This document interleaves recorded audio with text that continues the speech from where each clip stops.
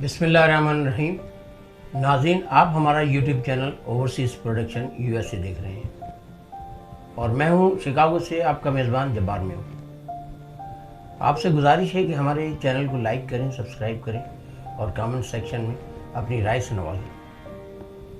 आइए चलते हैं प्रोग्राम के अगले हिस्से की जानिब। आज के हमारे प्रोग्राम का मौजू है 77 साल का ताकतवर इंसान जो बाइडन। अमेरिका की तारीख का ये पहला इलेक्शन था जिसमें यूं लगता था कि अमेरिका में पाकिस्तानी सियासतदान इलेक्शन लड़ रहे हों और पाकिस्तानी मीडिया भी इस सैलाब में बुरी तरह बह गया।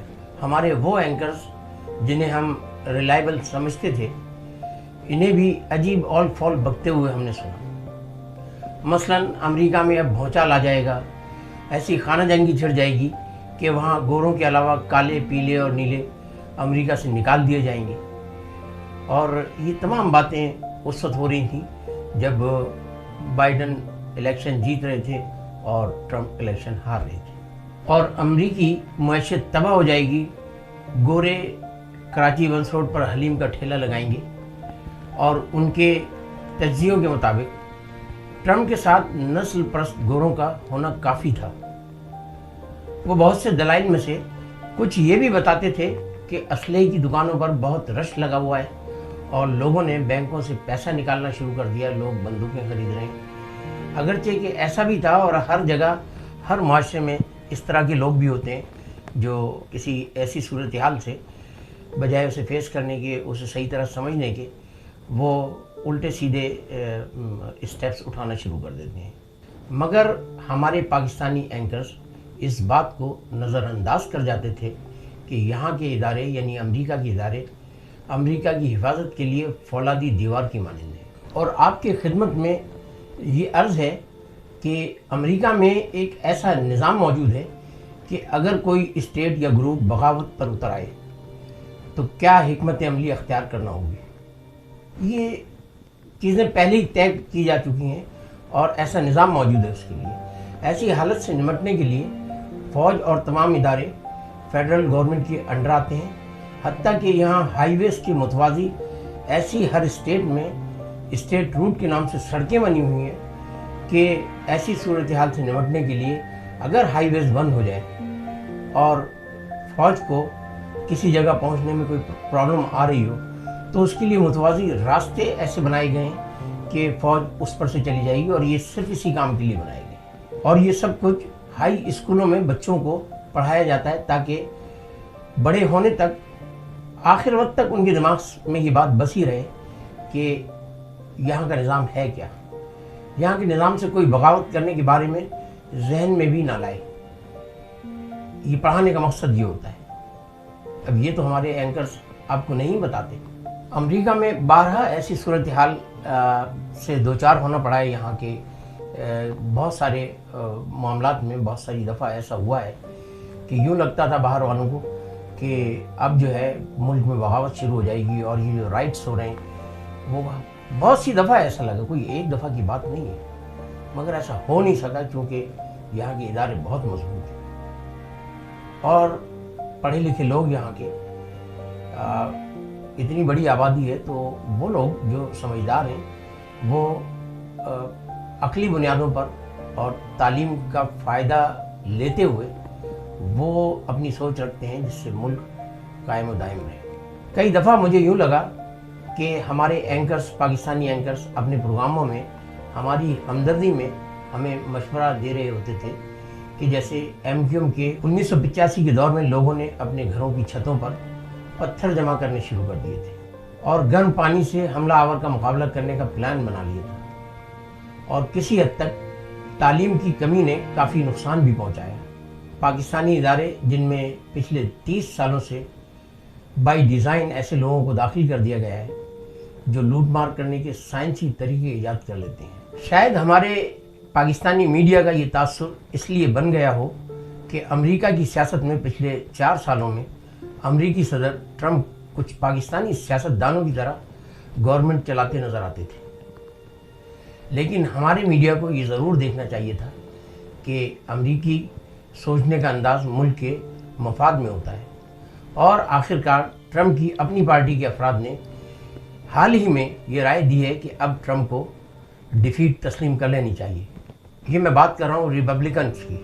سال بھر پہلے ڈیموکریٹ کے ایکٹیوسٹ سے جب ہم بات کرتے تھے تو وہ یہ برملا کہتے تھے کہ اگلے الیکشن میں ٹرمپ کو ہرانا بہت ہی مشکل کام ہوگا، اور چونکہ ٹرمپ کے مقابلے میں کوئی امیدوار ایسا نہیں ہے، اور قدامت پسند یا نسلی بنیادوں پر سوچنے والے واقعی میں طاقتور تھے اس وقت، لیکن وہی نسلی بنیادوں پر سوچنے والے وہاں سے ٹرمپ ہارنا شروع ہوا. اگرچہ کہ اس کے باوجود ٹرمپ نے بہت زیادہ ووٹ حاصل کیے، تقریباً برابر دونوں نے ووٹ حاصل کیے، لیکن یہ ووٹوں کا برابر آنا ٹرمپ کی ہار کا نتیجہ ہے. اور چونکہ وہ انہی میں سے وہ ووٹ آئے تھے جو نسلی بنیادوں پر لوگ اس حد تک ٹرمپ کے خلاف ہو گئے تھے کہ ایک حد ہوتی ہے نسلی بنیادوں پر سوچنے کی اور ملک کو چلانے کی. اور کرونا وائرس کی غلط ہینڈلنگ اور ٹرمپ کی نسلی سیاست نے ایک واضح فرق پیدا کر دیا، ورنہ ٹرمپ کو ہرانا واقعی میں بہت مشکل تھا. پاکستان کے بہت سے اینکرز اپنے تجزیوں میں یہ کہتے نظر آتے تھے کہ امریکہ اب گیا اور جب گیا. اور مجھے اپنی جوانی کا وہ زمانہ یاد آتا ہے جب 1975 میں ہم یو کے یا یورپ کے کسی ملک میں جاتے تو وہاں میزبان ہمیں یہ کہتے تھے کہ اب اس ملک کا زوال شروع ہو چکا ہے اور اب آپ کا یہاں آنا فضول ہے، اب یہ رہنے کے قابل نہیں رہا، اور اب وہ تمام انہی ملکوں کے قبرستانوں میں آرام کر رہے ہیں. شروع میں ہم ان کی باتیں بغیر دلیل کے اس لیے مان لیتے تھے کہ ان کی انگلش بولنے کا انداز ایسا ہوتا تھا کہ اس کے بعد ہمیں کسی دلیل کی ضرورت نہیں ہوتی تھی. اور زیادہ تر لوگ انگلش کا استعمال ہی اس وجہ سے کرتے ہیں کہ دلیل ختم ہو جاتی ہے اور کم پڑھے لکھے لوگ یا انگلش نہیں جاننے والے حضرات اس سے مروب ہو جاتے ہیں، اور یہ بات ان کے بھی ذہن میں ہوتی تھی. اور آہستہ آہستہ ہم نے جب سعودی عربیہ عمرے کے دوران ہم وہاں گئے اور جب ہمیں اردو اور پنجابی میں وہاں کے دوستوں نے بھی ایسے ہی کہنا شروع کیا، اور ہم نے ان کو سنا کہ وہ بھی یہی بات کرتے کہ شاید اب یہ ملک رہنے کے قابل نہیں رہ گیا، اب یہاں تیل کی دولت ختم ہو رہی ہے اور اب یہ خرابی آ گئی. یوں لگتا تھا کہ وہ پی ایچ ڈی ہیں، حالانکہ وہ بیچارے مزدوری کیا کرتے تھے، اور ہم یہ سمجھتے تھے کہ شاید یہ بادشاہ کے محل میں کام کرتے ہیں اور وہاں سے رات کا کھانا کھا کر ان کے ساتھ اٹھ کر ابھی یہ یہاں ہمارے پاس آئے ہیں اور یہ کوئی بڑی پتے کی بات بتا رہے ہیں. اور جب پوچھتے ان سے کہ آپ کرتے کیا ہیں تو بیچارے محنت مزدوری کرتے تھے ہماری طرح. اور اس کے بعد جب انگلینڈ کے سفر پر ہم دوبارہ وہاں پہنچے اور بارہا جانا رہتا تھا یورپ کے بہت سے ممالک میں میرا، تو ان سے جب پوچھتے تھے انگلینڈ میں کہ کیا آپ ملکہ کے محل میں کام کرتے ہیں تو ان کے غباروں سے ہوا نکلنا شروع ہو جاتی تھی.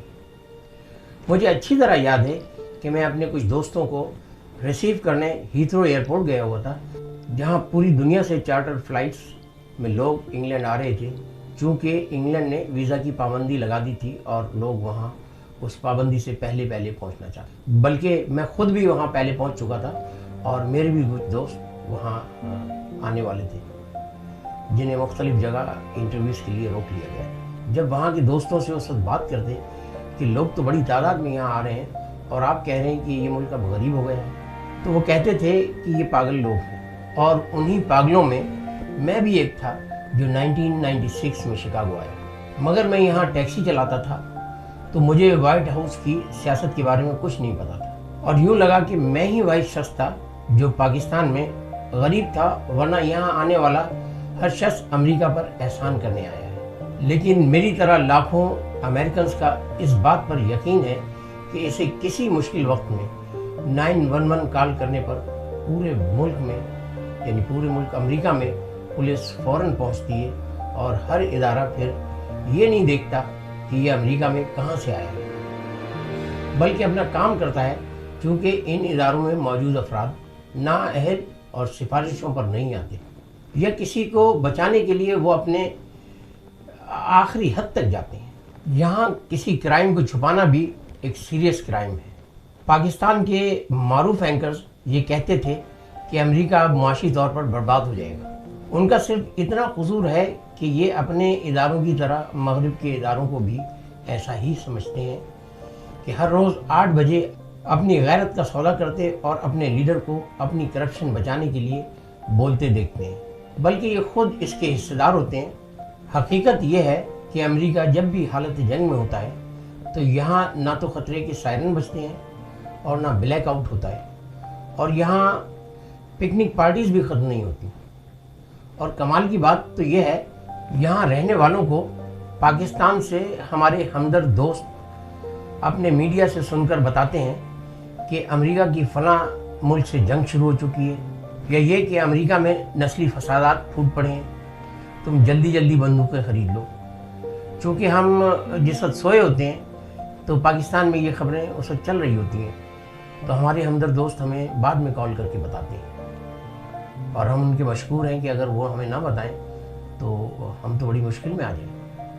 اگر ہمارے پاکستانی دوست صرف اتنا گوگل کر لیں کہ ہر جنگ کے آفٹر افیکٹ امریکہ پر یہ ہوتے ہیں کہ اس کی مارکیٹیں گرین ہو جاتی ہیں۔ جی ہاں، اب بھی گرین ہے، کرونا کے بعد بھی گرین ہوگی، اس کی وجہ کچھ بھی ہے، اور اس کی وجوہات میں سے ایک وجہ یہ ہے کہ یہاں بچے سیاسی جماعتوں کے ہیڈ نہیں ہوتے، اور نہ ہی تجربے کار سیاستدان چودھری اعتزاز احسن کی عمر کے لوگوں کی طرح سب کچھ جانتے بوجھتے مجبور ہوتے ہوئے ان بچوں کے پیچھے چلتے نظر آتے ہیں۔ اگلے 4 سالوں کے لیے ہمارا 77 سالہ صدر جو بائیڈن امریکہ کے لیے امریکی مفادات کی خاطر تعلقات قائم کرے گا، نہ کہ اپنے بینک بیلنس کے لیے۔ اس میں پاکستان کے عام آدمی کا کوئی قصور بھی نہیں ہے کہ اگر وہ اس نظام کو بدلنا چاہے تو وہ اس پر قدرت نہیں رکھتا، چونکہ یہی گنتی کی 3 4 5 پارٹیز ہوتی ہیں، انہی کے لوگ جیت کر آتے ہیں، وہ انہی میں سے چننے پر مجبور ہیں۔ آپ یقین کیجئے کہ ہمارا چینل عنقریب ایک ایسی فلم پاکستان میں یوٹیوب کے ذریعے پیش کرے گا جس میں آپ کو اس بات پر قدرت حاصل ہوگی کہ آپ اپنے نظام کو تبدیل کر سکیں۔ Cheers, cheers, Najib. Cheers, guys. Cheers, cheers, cheers. Sain, cheers, Sain. Cheers.